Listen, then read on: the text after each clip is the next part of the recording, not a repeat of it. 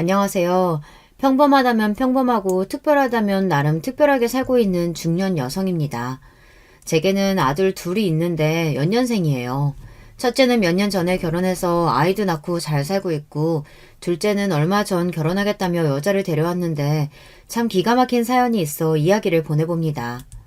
저는 결혼을 꽤나 일찍 했어요. 저희 때야 여자 나이 20대 초반에 결혼하는 게 그리 드문 일도 아니었지만 저는 20살 때 혼인신고를 했으니까요. 혼전 임신 같은 사고는 아니었고 제가 당시 남편에게 첫눈에 반해 쫓아다녔습니다. 남편은 덩치도 크고 무뚝뚝하고 듬직한 전형적인 곰 같은 사람이에요.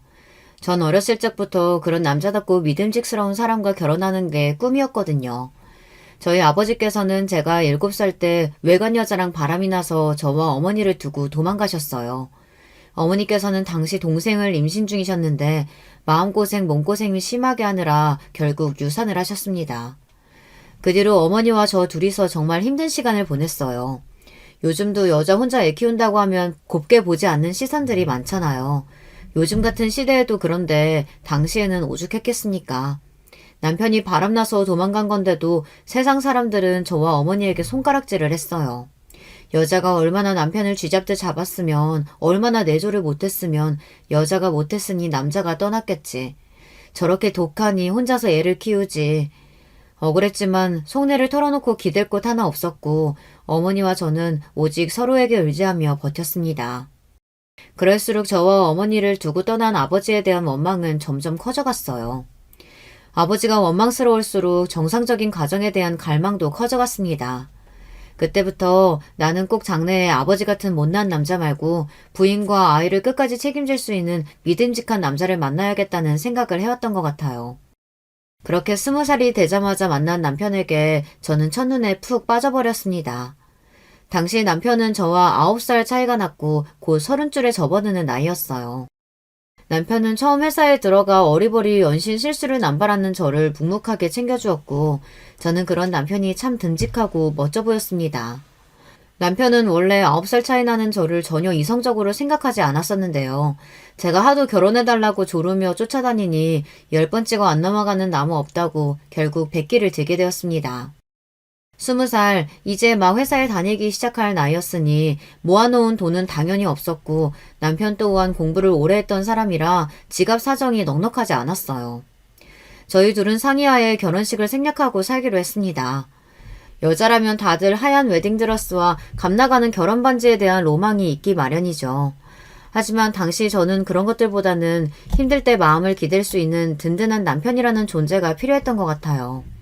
그렇게 남편과 저는 좁은 단칸방에서 신혼생활을 시작했습니다. 비록 형편은 그리 넉넉하지 않았지만 저는 몹시 행복했어요. 어머니께서는 너무 이른 나이에 만난 지 얼마 되지도 않는 남자와 결혼하는 저를 몹시 걱정하셨지만 그런 어머니의 걱정이 무색하게도 저희 둘은 그 흔한 다툼 없이 지지고 볶고 잘 살았습니다. 매사에 무뚝뚝하고 덤덤한 남편과 다르게 저는 항상 호들갑을 떨고 남의 일에 관심이 많은 편이에요. 서로 정반대인 성격이라 자주 싸울 것 같지만 오히려 저와 남편은 서로의 단점을 보완해줄 때가 많았습니다. 남편이 미처 신경 쓰지 못한 부분을 제 오지랖을 발동에 채워넣기도 하고 제가 덤벙덤벙 실수하며 빠뜨린 부분을 남편이 꼼꼼하게 챙겨주기도 했어요. 주변에서는 다들 어쩜 저렇게 서로 잘 맞는 짝을 만났냐며 결혼 잘했다고 입을 모아 말했습니다. 저 또한 지금도 그렇게 생각해요. 저와 남편은 정말 운명의 짝이 따로 없다고요. 너무 자랑만 늘어놓은 것 같아서 조금 민망하지만 너그러이 이해해 주세요. 제가 어딜 가면 항상 듣는 소리가 바로 팔불출이거든요. 이 나이 먹고 입만 열면 남편 자랑하는 여자가 어디 흔한가요? 그만큼 남편이 제게 잘하기도 하고 저 또한 남편에게 늘 고맙고 더 잘해야지 하는 마음으로 살고 있습니다. 남편과 결혼한 지 2년 차에 저희 부부에게는 첫째 아이가 생겼어요. 사실 아이를 임신하기 전까지도 참 긴 사연이 있었습니다. 저희 아버지께서 제가 어렸을 적에 외간 여자랑 바람이 나 도망갔다는 얘기 드렸었죠. 너무 어렸을 적이라 정확하게 기억이 나는 것은 아니지만 아버지와 어머니가 언성을 높이며 싸우실 때 아버지가 어머니께 했던 말들을 어렴풋이 기억하고 있습니다. 당신 결혼하고 살이 너무 쪘다. 관리 좀 해라. 다른 여자들은 임신해도 애 낳으면 천하쩌처럼 날씬해진다던데 당신은 뭐냐. 아버지께서는 주로 어머니의 외모를 지적하며 자존감을 깎아먹는 말들을 하셨어요. 어머니께서는 조금 살집이 있으신 편이었거든요. 어머니께서 말씀하시기로는 아버지와 결혼하기 전 처녀적에는 연예인 뺨칠 정도로 날씬했고 남자들이 줄을 서서 따라다녔다고 하셨어요. 그러면서 본인이 보는 눈이 없어 그 중에서도 하필 저런 남자를 골랐으니 누굴 탓하겠냐 한숨을 쉬곤 하셨습니다. 결혼 생활에서 각자의 외모를 관리하고 처녀 총각 시절처럼 멋있고 예쁘게 꾸미는 것도 중요한 일이기는 합니다만 우리가 언제까지고 혈기왕성한 20대, 30대의 젊은 나이로 머물지는 않잖아요. 사람이 나이가 들면 당연히 피부가 처지고 주름이 생기고 못난 부분이 생기기 마련인데 그런 자연스러운 변화를 받아들이고 상대방의 있는 그대로의 모습을 사랑할 줄 알아야 진정한 부부라고 할 수 있지 않을까요? 게다가 그냥 살이 찐 것도 아니고 본인 아이를 임신하고 출산하느라 살이 오르고 외모가 망가진 아내한테 그런 식으로 지적을 하다뇨. 그런 뻔뻔하고 파렴치한 인간이니 아내와 아이를 두고 바람을 피웠던 거겠지만요. 어찌됐든 그런 행동과 생각이 잘못된 것임을 분명히 알고 있으면서도 저도 모르게 불안한 마음을 가지게 되는 것은 어쩔 수 없었어요. 혹시 제 남편도 나중에 제가 살이 찌거나 외모가 못나지면 저를 두고 다른 여자를 몰래 만나는 게 아닐까. 아버지가 저와 어머니를 두고 도망가신 것처럼 도망가버리는 게 아닐까. 그런 사람이 아니라는 걸 알고 있으면서도 저도 모르게 걱정이 되더라고요.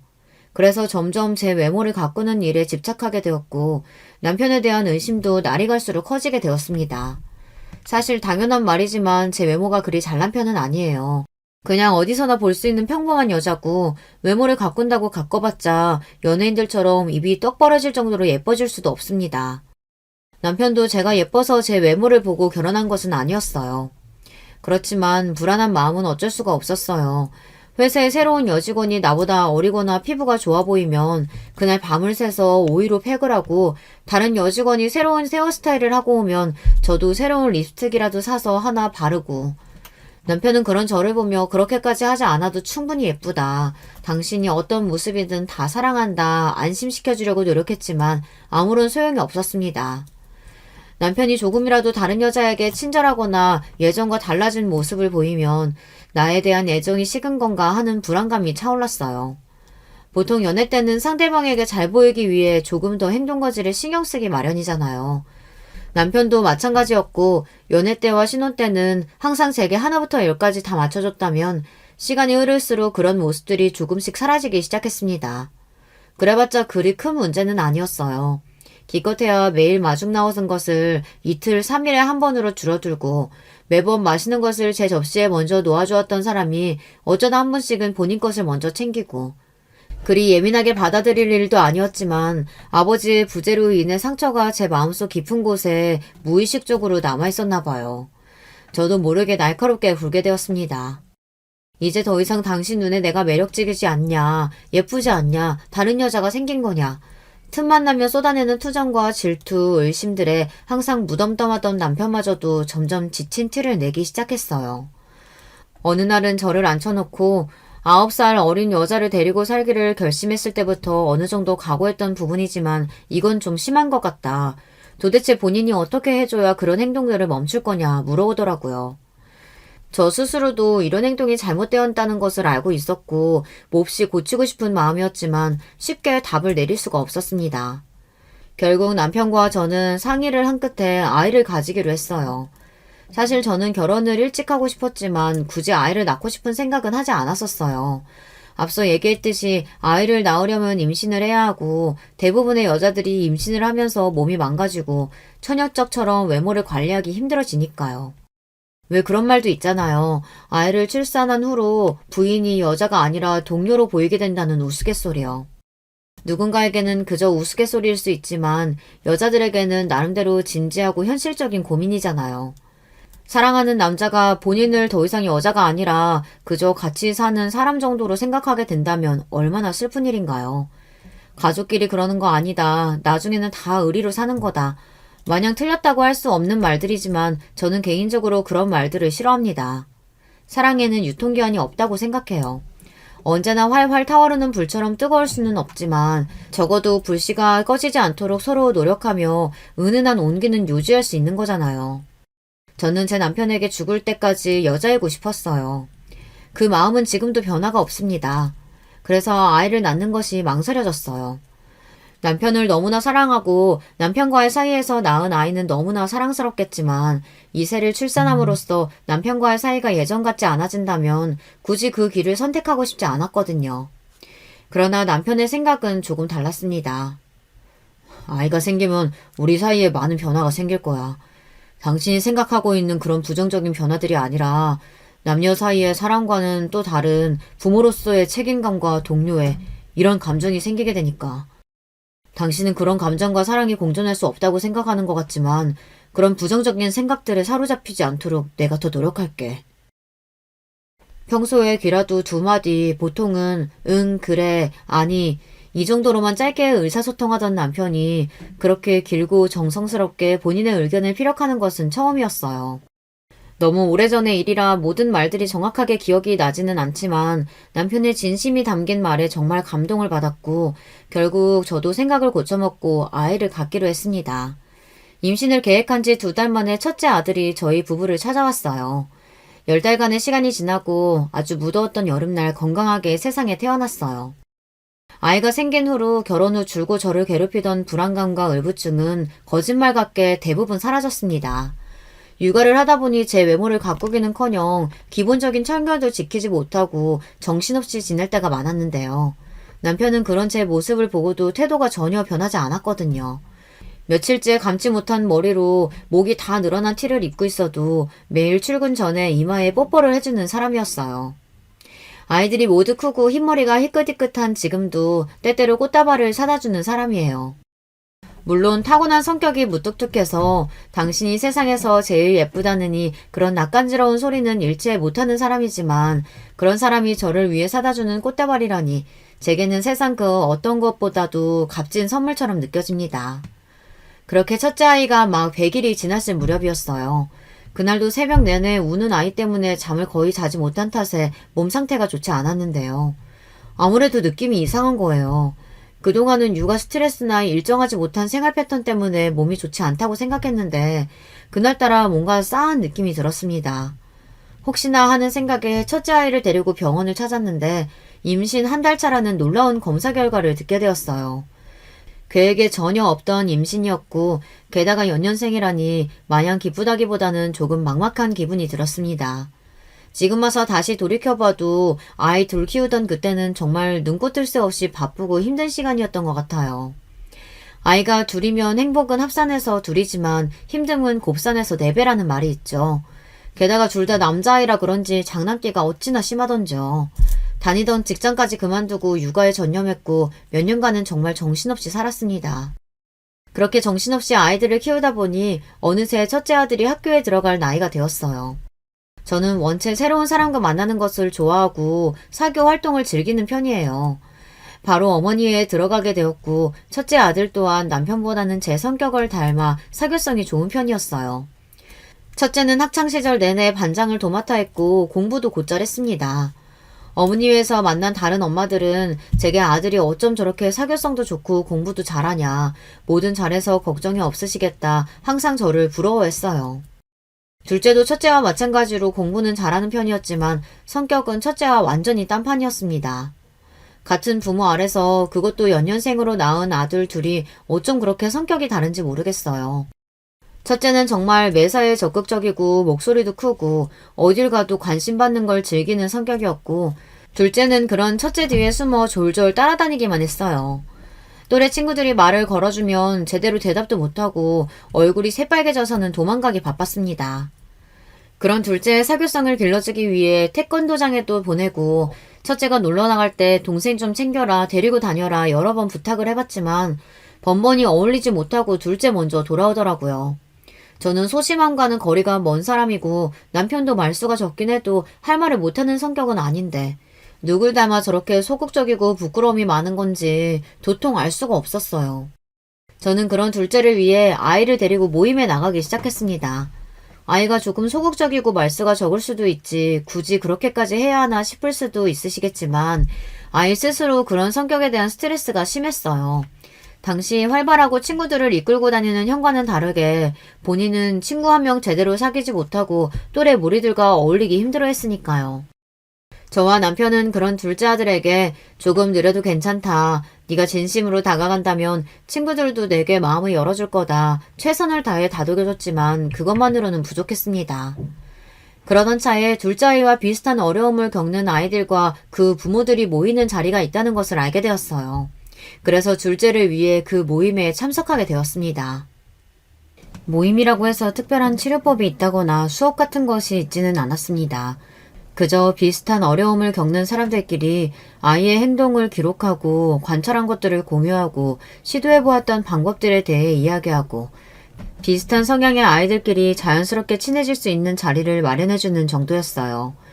그 모임에 지속적으로 참여하게 되면서 저는 둘째 아이에 대한 이야기를 쓰기 시작했습니다. 처음에는 노트에 수기로 기록을 했지만 나중에는 컴퓨터로 작성을 하게 되었어요. 모임에서 만난 다른 아이의 엄마가 제게 개인 블로그라는 것을 알려주었거든요. 여러분도 아마 블로그에 대해서는 다 알고 계시겠죠. 요즘에는 인터넷이 발달해 개인 블로그를 운영하는 사람들이 많아졌지만 당시만 해도 인터넷이 지금처럼 대중화되어 있던 시대가 아니었습니다. 저 또한 처음 블로그에 대한 이야기를 들었을 때 조금 낯설게 느껴졌어요. 그분은 블로그에 이야기를 기록해두면 날짜별로 분류하기도 편하고 비슷한 처지의 사람들과 정보를 쉽게 공유할 수 있다며 제게 추천을 했습니다. 덕분에 저도 블로그에 글을 쓰기 시작했습니다. 지금은 연락도 끊기 지 오래되었고 어떻게 살고 계시는지 알 길이 없지만 이 글을 빌어 그분께 고마운 마음을 전합니다. 그분 덕에 블로그라는 것을 처음 알게 되었고 파워 블로거라는 지금의 제가 존재하게 되었으니까요. 블로그는 알아도 파워 블로거라는 말은 조금 낯설게 느껴지실 수도 있을 거예요. 파워 블로그는 쉽게 말해 사람들이 많이 찾는 블로그를 운영하는 사람을 말합니다. 요즘은 블로그가 단순히 개인의 일상을 올리고 정보를 공유하고자 운영하는 공간이라기보단 광고의 수단으로 많이 쓰이고 있어요.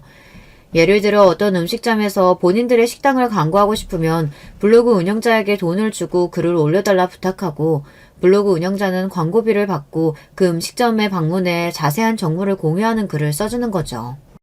텔레비전 광고보다 돈은 훨씬 적게 들면서도 광고 효과는 비슷하거나 혹은 그 이상으로 좋으니 최근 들어 자주 쓰는 광고 방법이에요. 여러분께서도 유튜브나 인터넷에 올라온 제품 후기나 식당 방문기를 보고 구매를 고려해 본 적이 한 번쯤은 있으시지 않나요? 이런 시대의 흐름에 편승해 블로그 운영을 전업으로 삼는 사람들이 많아지고 있어요. 저도 그중 한 명입니다. 물론 처음부터 제 블로그에 많은 사람들이 찾아준 것은 아니었어요. 처음 제 블로그는 그저 소심하고 발달이 조금 느렸던 둘째 아이의 행동을 관찰하고 기록하는 용도의 공간에 불과했으니까요. 제가 블로그를 더 전문적으로 가꿔나갈 수 있었던 것은 다름 아닌 첫째 며느리의 도움이 컸어요. 꾸준히 모임에 나가며 노력한 덕인지 둘째 아이는 고등학교에 들어갈 무렵에는 주변 사람들과 어울리는 데 큰 어려움을 겪지 않을 정도로 상태가 많이 개선되었어요.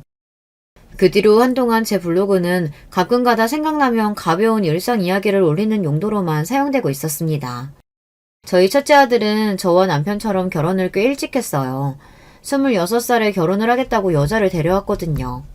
저희 때야 20대 중후반이면 다들 결혼을 했으니 그리 어린 나이는 아니었지만 요즘 세상에 남자 26살 나이에 결혼하는 사람이 어디 흔한가요? 게다가 다른 사람도 아니고 금이야 오기야 키운 저희 집 장남이 그렇게 갑자기 그 어린 나이에 결혼을 하겠다니 처음 결혼 이야기를 들었을 때는 어안이 벙벙했습니다. 혹시 사고를 친 게 아닌가 싶었지만 그것도 아니었어요. 상대 여자가 나이가 좀 많은가 싶었는데 그것도 아니었고요. 첫째 며느리는 아들과 동갑에다 대학 동기였습니다.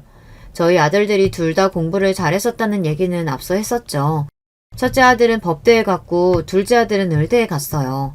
부모 둘 다 그리 명석한 두뇌도 아니고 남들 다 하는 사교육도 그렇게 많이 시켜주지 못하고 키웠는데 두 명 다 자기들끼리 도우면서 알아서 열심히 했었고 지금 생각해도 참 고마운 마음뿐입니다.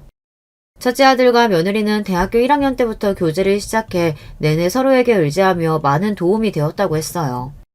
첫째 며느리가 먼저 대학을 졸업하고 로스쿨에 갔고 첫째 아들도 졸업 후 같은 로스쿨에 들어가면서 이 여자와 결혼을 해야겠다는 생각이 들었다고 합니다. 어린 나이였지만 확신이 있었고 혹여나 본인이 로스쿨 졸업 후 계속해서 변호사 시험에 낙방하면 결혼할 타이밍을 놓칠 것 같다는 생각에 아무것도 준비된 것은 없었지만 무턱대고 프로포즈를 했다고 해요.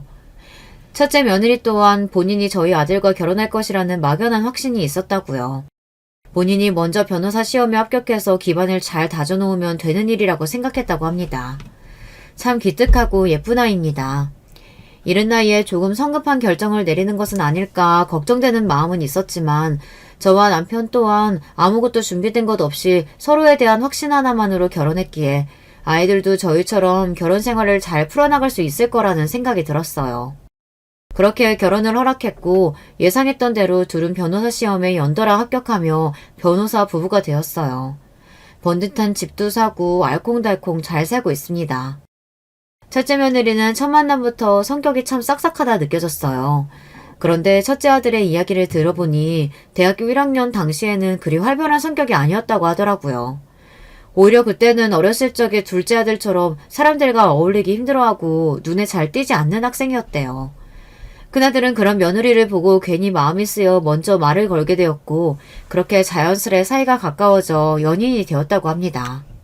언제나 밝고 활기찬 첫째 아들 덕에 첫째 며느리도 교제를 이어가며 점점 성격이 밝아졌고 저와 남편에게 처음 인사를 하러 왔을 때는 싹싹하게 웃으며 먼저 말도 잘 걸고 애가 참 사교성이 좋다는 생각이 들 정도였어요.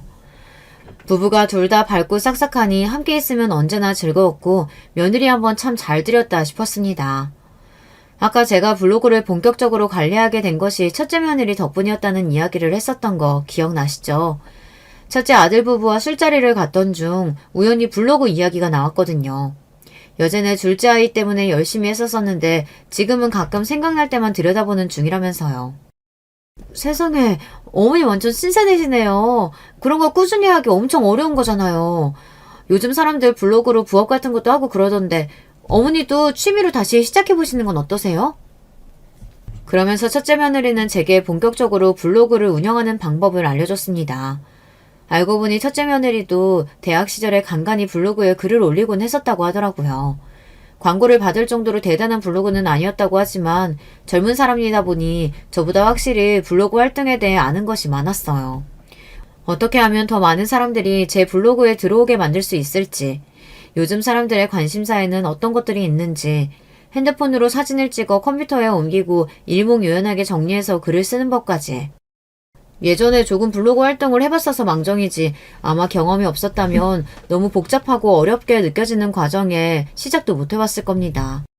물론 처음부터 돈을 벌기 위한 목적으로 블로그에 글을 쓰지는 않았습니다. 첫째 며느리에게 어느 정도 기본적인 것들을 배우기는 했지만 돈이 그리 궁하지도 않았고 뚜렷한 목표의식을 가지고 했다기보다는 시간 날 때 틈틈이 하는 취미 같은 느낌이 강했어요. 앞서 말씀드렸던 대로 저는 모임 자리를 좋아하고 사람들도 자주 만나는 편이었기에 약속에 나갈 때마다 열심히 사진을 찍고 집에 돌아와 블로그에 글을 올리기 시작했습니다. 처음에는 제 지인들이 주로 블로그에 놀러와 댓글을 달고 소통을 해주었어요. 자랑은 아니지만 아무래도 제가 소문난 마당발이다 보니 지인들만 블로그에 방문해줘도 방문 횟수가 꽤 됐습니다. 굳이 광고니 뭐니 신경 쓰지 않고 제 일상을 남들과 공유하고 소통하는 것만으로도 저는 충분히 즐거웠어요. 아무래도 젊었을 적보다 나이가 들다 보면 인간관계가 좁아지기 마련이잖아요. 주변에 마음을 터놓고 지낼 수 있는 사람들이 하나둘 사라지게 되잖아요. 젊은 사람들이 보기에는 그저 늙은 아줌마가 올리는 시시하고 재미없는 이야기에 불과할 줄 알았는데 날이 갈수록 이상하게 점점 블로그 조회수가 늘어갔습니다. 저의 솔직하고 가식 없는 표현들이 다른 판에 박힌 글들과는 색다르게 느껴졌던 모양이에요. 첫째 며느리도 제 블로그에 글이 올라오면 하던 것도 멈추고 달려가서 읽는다며 어머님이 글을 너무 재미있게 쓰신다 연신 칭찬을 해주었어요. 어느 정도는 사탕 발린 말이라는 건 알고 있었지만 듣기에 기분이 좋기는 하더라고요.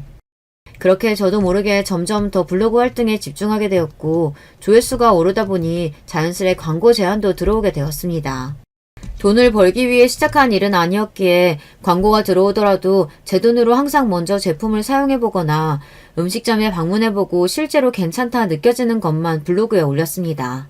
광고도 참 다양하게 들어왔어요. 일상적인 글들을 올리는 블로그다 보니 옷부터 생활용품, 가전제품, 식품, 미용기기, 화장품까지 어느 분야나 가릴 것 없이 연락이 왔습니다. 처음에는 듣도 보다 못한 곳들에서 연락이 많이 왔지만 시간이 지날수록 한 번쯤 들어본 적이 있는 나름대로 유명한 곳들에서 광고가 들어왔습니다. 이런 대단한 곳들에서도 제게 광고를 부탁하다니 처음 제안을 받았을 때는 정말 신기한 기분이었어요. 블로그 활동을 하다 보니 자연스레 카페라는 인터넷 모임에 대해서도 알게 되었어요. 여러분들도 아마 대부분 알고 계실 듯한데 블로그가 본인의 이야기를 올리고 혼자서 관리하는 곳이라면 카페는 여러 명의 사람들이 모여 글을 쓰고 편하게 수다 떠는 인터넷 모임이라고 할 수 있습니다. 카페에도 종류가 참 다양한데 제가 주로 활동하던 카페는 엄마들 모임인 맘카페와 제가 사는 지역 모임, 그리고 화장품이나 미용 이야기를 나누는 뷰티 카페였습니다. 다 늙은 나이에 무슨 뷰티 카페냐 하실 수 있겠지만 저는 젊었을 적부터 지금까지 항상 외모 가꾸는 것에 관심이 많았거든요. 카페에는 연령대에 상관없이 많은 사람들이 모여 있으니 요즘 어린 친구들은 어떤 식으로 피부 관리를 하나, 어떤 화장품을 많이 쓰나 자연스레 정보를 얻을 수도 있었어요. 또 젊게 사는 기분이 들어 좋았습니다. 지금도 꾸준히 카페 활동을 하고 있고요. 어떤 사람들은 이런 저를 보며 늙어서 주책이다, 망신살이 뻗쳤다 말하기도 하지만 전 그렇게 생각하지 않습니다. 남들이 제 인생에 왈가왈부하는 것에 대해 일일이 신경 쓰지도 않을 뿐더러 제 블로그와 카페 활동이 추후에 벌어진 일에 아주 큰 역할을 했거든요. 큰아들 부부는 결혼한 지 3년째 되던 해 첫 손주를 임신했습니다. 떡두꺼비 같은 아들이었고 정말 너무 기뻤습니다. 제 아파 낳은 아들들보다도 손자가 더 예뻐 보였으니 말 다 했죠. 저도 결혼을 일찍 하고 큰아들도 아이를 일찍 낳은 편이기에 주변에 손자가 있는 친구가 없어 몰랐었는데 정말 눈에 넣어도 아프지 않는다는 말이 실감이 났습니다.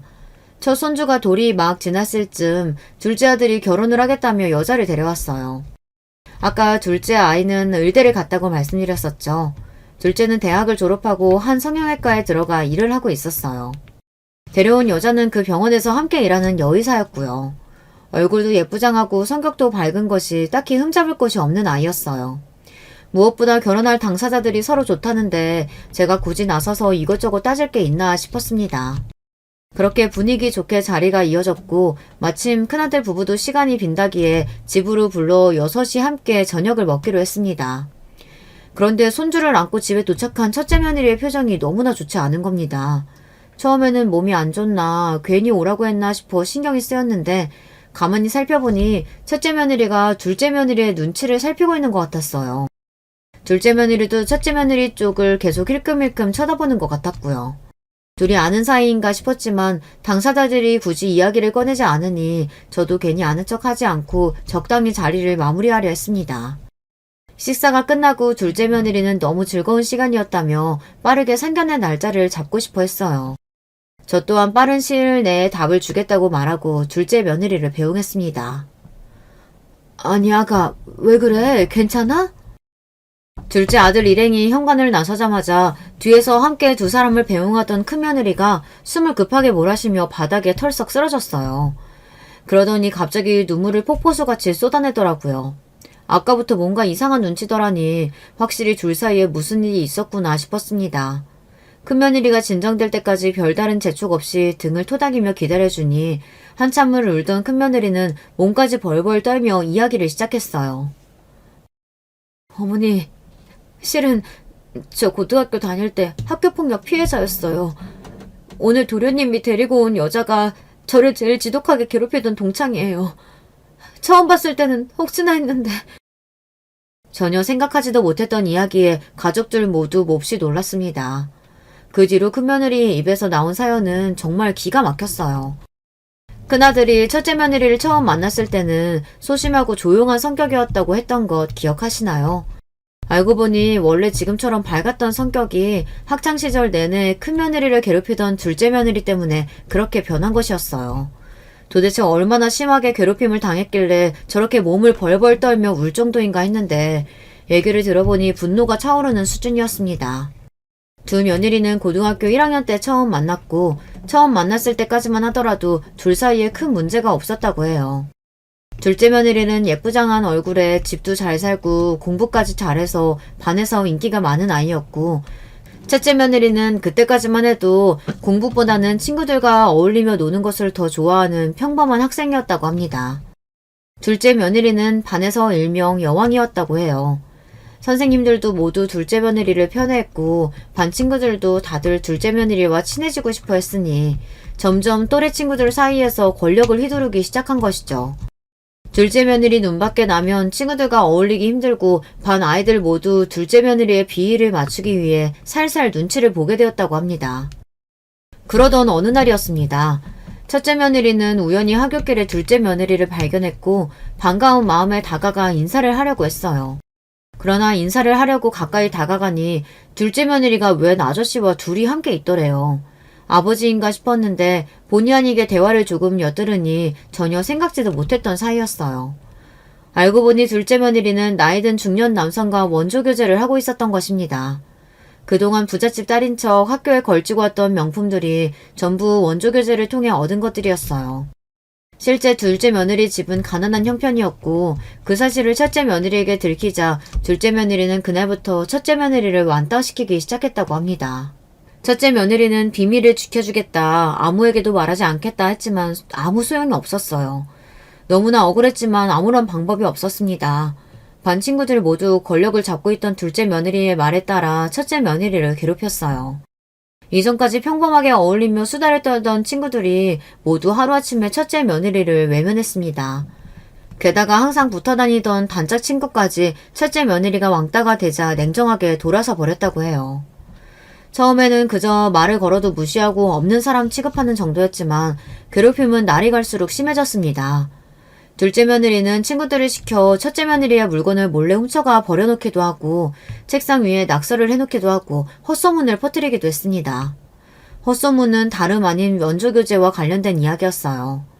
궁지에 몰린 첫째 며느리가 둘째 며느리의 원조교제 사실을 폭로해버릴까봐 선수를 친 것이었죠. 발 없는 말이 천리 간다고 아무런 증거도 없었지만 그런 자극적인 이야기는 걷잡을 수 없이 순식간에 퍼져나갔고 학교 아이들은 첫째 며느리에게 차마 입에 담을 수도 없는 단어를 사용하며 조롱했다고 합니다.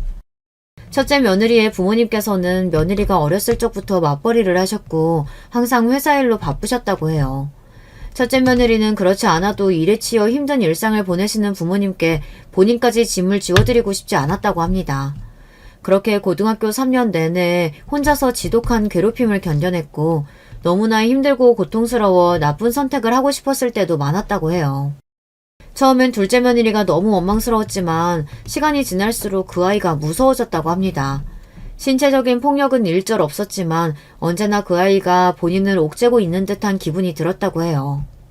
언제나 반 구석에 앉아 눈에 띄지 않기 위해 노력하며 할 수 있는 일이라고는 공부뿐이었고 첫째 며느리는 그렇게 좋은 성적으로 대학에 입학할 수 있었습니다.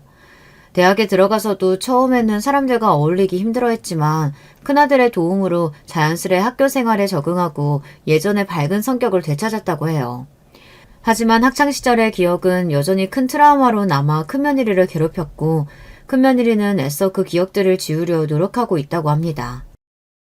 의대에 들어갔다곤 들었는데 도련님이랑 같은 병원에서 일하고 있을 줄은 정말 몰랐어요. 게다가 결혼을 하겠다니 저 정말 어떡해요, 어머님? 펑펑 눈물을 쏟아내는 첫째 며느리를 보니 속이 너무 상했어요. 큰아이는 길길이 날뛰며 지금 당장 그 여자를 찾아가서 사과를 받아내겠다. 세상에 그런 뻔뻔한 여자가 어디 우리 가족이 되려고 하냐 화를 냈고 남편도 마찬가지였어요. 저 또한 아무리 작은 아들이 그 여자를 좋아한다고 한들 모든 사정을 알게 된 이상 며느리로 들일 생각은 전혀 없었습니다. 뻔뻔하게 거짓말을 하고 다닌 것도 모자라 남을 음해하고 악의적으로 괴롭히고 게다가 어린 나이부터 원조교제 같은 짓을 하고 다니는 싹수 노란 여자를 우리 가족으로 맞이할 수는 없었죠. 몇몇 분들께서는 한쪽 이야기만 듣고 그렇게 무턱대고 판단을 해도 되는 것이냐 말씀하실 수도 있겠지만 제가 아는 큰며느리는 절대 거짓말을 할 아이가 아니었습니다. 아무 이유 없이 남을 음해할 만한 사람은 더더욱 아니었어요.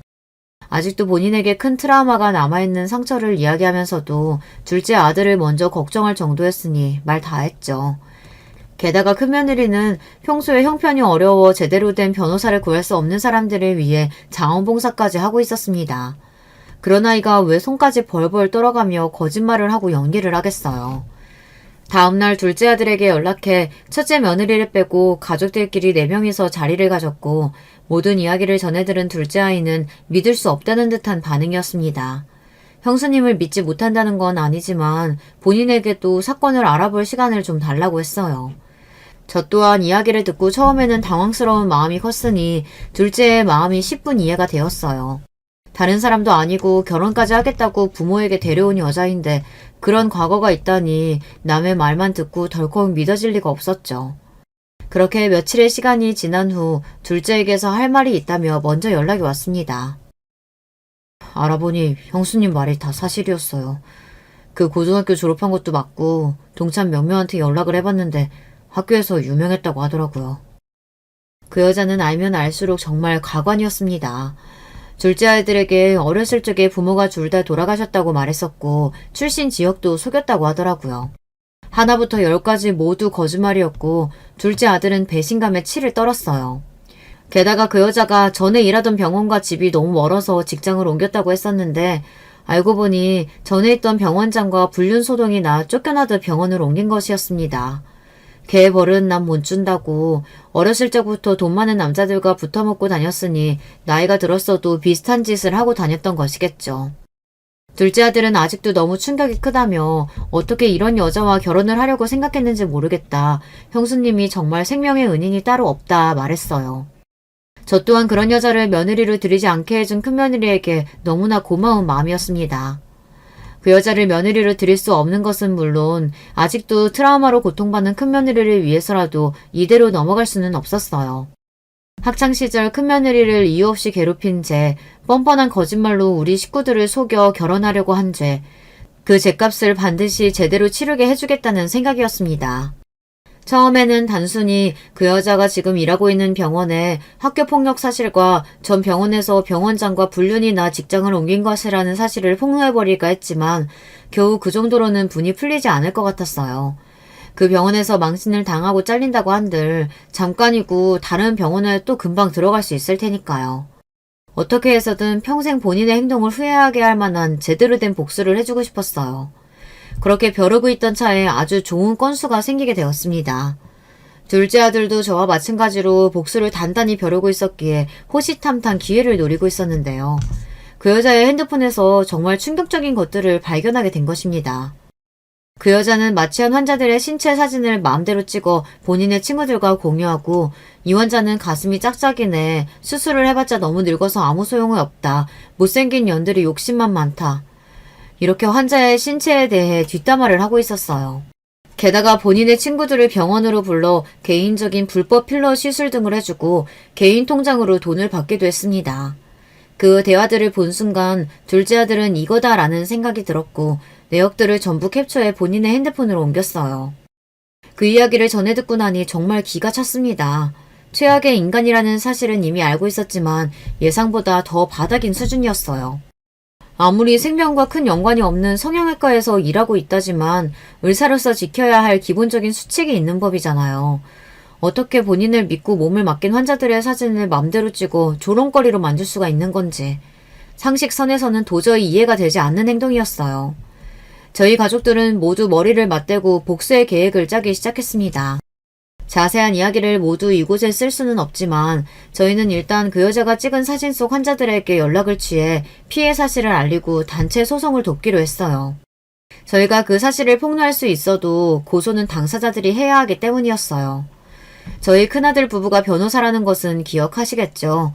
당연히 두 사람이 소송을 맡아 진행하기로 했고 이 사건이 좀 더 많은 사람들에게 알려지게 하기 위해 제 블로그를 이용하기로 했어요. 큰아들 부부의 자문을 받아 최대한 법적으로 문제가 없게 그러면서도 최대한 많은 정보를 담아 폭로글을 제 블로그와 활동하던 게시판에 게시했고 하루에도 몇천 명이 방문하는 블로그였기에 제 생각보다 파급력이 어마어마했습니다. 병원에는 항의 전화가 빗발쳤고 불륜 같은 개인사와 더불어 불법 의료시술과 환자 모욕까지 병원 사람들은 물론이고 글을 읽은 수많은 사람들이 그 가증스러운 여자의 실체에 대해 전부 알게 되었어요. 당시 인터넷에서 꽤 화제가 되었었는데 뉴스에도 이야기가 나왔었고요. 병원에서는 당연히 그런 일이 벌어지고 있는 줄 전혀 몰랐다는 입장이었고 그 여자를 자르고 심각한 병원 이미지 훼손과 계약사항 위반으로 고소를 진행한다고 하더라고요. 하루아침에 본인의 과거가 불특정 다수에게 까발려지고 고소까지 당하게 된 그 여자는 길길이 날뛰었다고 했습니다. 그런 상황에 둘째 아들은 아무것도 모르는 척 당신 그런 여자였냐, 우리 결혼은 없었던 일로 하자 이별을 선언하고 우유히 빠져나왔습니다. 둘째 며느리가 될 뻔했던 그 여자는 둘째 아들에게 큰며느리 이야기를 꺼내며 혹시 그 여자가 당신한테 무슨 이야기를 한 거냐, 어떻게 결혼할 여자 말은 안 믿고 다른 사람 말을 믿을 수가 있냐, 당신이 내 뒷조사한 거 아니냐 따지고 들었지만 아들은 도대체 무슨 이야기를 하는지 모르겠다며 큰며느리에게 아무 말도 들은 것 없다 시치미를 뚝 떼고 연락을 끊어버렸다고 했습니다. 그 폭로글에는 여자의 불륜과 병원에 관련된 일들만 담겨있지 학교폭력 이야기는 전혀 없었거든요. 사실 폭로글에 학교폭력 이야기를 담아야 하나 말아야 하나 고민이 많았어요. 마음 같아서는 그 여자가 했던 악행들을 전부 폭로하고 하나하나 세상에 알리고 싶었지만 걸리는 점이 많았습니다. 가장 신경이 쓰였던 것은 학교폭력의 피해자가 다름 아닌 저희 큰며느리라는 사실이었어요. 학교폭력에 대한 이야기가 글에 담긴다면 가해자인 그 여자뿐만이 아니라 피해자인 우리 첫째 며느리에게도 혹여나 좋지 않은 영향이 생길까봐 걱정이 되었기 때문이었어요. 첫째 며느리가 그 여자를 알아봤던 것처럼 그 여자도 첫째 며느리를 알아봤고 타이밍 좋게 이런 폭로글이 터졌다면 분명 우리 가족들을 의심하게 될 테니 여러모로 학교폭력 이야기는 담지 않는 것이 맞는다는 생각이 들었어요. 큰아들 부부 또한 여러모로 따져봤을 때 굳이 밝혀서 좋을 것이 없다는 입장이었고요. 그 여자는 그렇게 하루아침에 모든 것을 잃고 길바닥으로 나앉게 되었습니다. 단체 고소와 병원 소송도 진행되고 있었고 인터넷에 떠들썩하게 그 여자에 대한 이야기가 화제가 되었으니 정말 운이 좋아 소송이 끝나고 새로운 병원에 들어가게 된다고 하더라도 꼬투리가 잡히는 건 금방이었어요. 요즘 네티즌들이 얼마나 예의례하고 끈질긴데요. 게다가 다른 일도 아니고 손품, 발품 팔아 인터넷을 다 뒤져 정보도 찾고 큰돈 들여 하는 성형수술이잖아요. 저 같아도 큰돈 주고 몸을 맡긴 의사가 제가 마취하고 누워있는 사이 제 몸을 찍어 남들에게 보여주고 조롱했다면 배신감이 너무나 클 것 같습니다. 그뿐만이 아니라 명색의 의사라는 인간이 길바닥 무면 의원처럼 지인들에게 불법으로 시술이나 하고 뒤로 돈까지 받아먹었으니 솔직히 말해서 의사 자격이 박탈되어야 마땅하다고 생각해요. 아직 소송이 진행 중이니 결과가 어떻게 될런지는 알 수 없겠지만 저희 가족 모두 한마음 한뜻으로 그 여자가 적법한 벌을 받기만 바라고 있습니다. 물론 저도 제 블로그에 특정 인물의 정보가 담긴 폭로글을 올렸으니 법적으로 완전히 아무런 문제가 없기는 힘들었어요.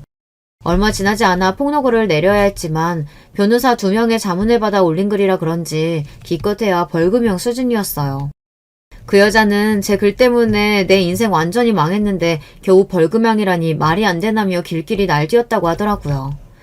입은 삐뚤어져도 말은 바로 하라고 제 글 때문에 인생이 망한 게 아니라 본인의 행동 때문에 이런 결과가 오게 된 것이라는 건 왜 생각을 하지 못하는지 모르겠습니다. 그걸 스스로 깨달을 수 있는 수준의 인간이었다면 애초에 그런 짓을 해오지도 않았겠지만요. 큰며느리는 본인 때문에 괜히 큰일에 말려들게 한 것 같다며 우리 가족들에게 몹시 미안해했어요. 저는 그런 며느리에게 전혀 그런 생각할 필요 없다. 오히려 네 덕분에 그런 여자를 가족으로 맞이하지 않게 되어 다행이다 말해주었습니다. 게다가 이 일을 겪으면서 네 마음속 응어리져 있던 나쁜 기억들을 더 이상 외면하지 않고 마주볼 수 있게 되지 않았냐. 조금 늦긴 했지만 이제라도 그 여자를 다시 만난 건 네 마음의 짐을 이렇게 덜어낼 수 있도록 하늘에서 주신 기회일지도 모르겠다고 이야기했습니다. 한때나마 믿고 사랑했던 여자의 실체에 충격받고 힘들어했던 둘째도 지금은 마음의 안정을 찾아가는 중입니다. 큰며느리는 가족들 덕분에 외면해왔던 과거의 상처를 마주하고 그 트라우마를 극복할 수 있게 된 것 같다고 하네요. 몸은 어른이 되었어도 때때로 마음은 10대 시절의 쓸쓸한 교실로 돌아가 지독히도 괴롭고 외로운 시간을 보냈었다고 하더라고요. 그 말을 들으니 어찌나 가슴이 아프던지요.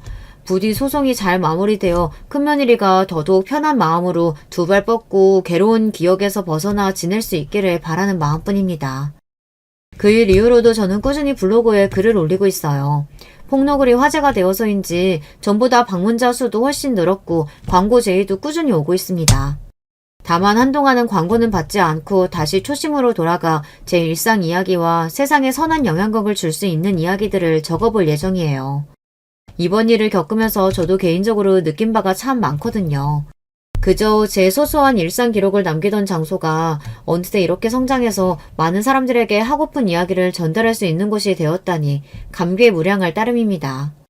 앞으로도 블로그를 조금 더 의미 있는 공간으로 가꿔나가고 싶어요.